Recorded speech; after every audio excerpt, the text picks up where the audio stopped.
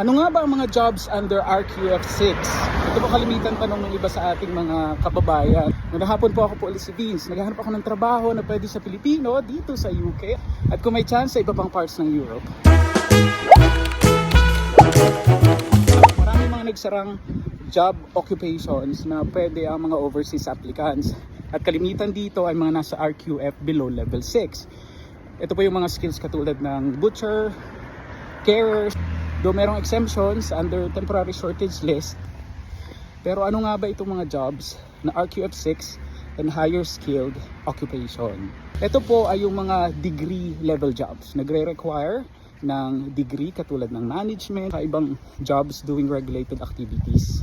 So, katulad ng mga sumusunod.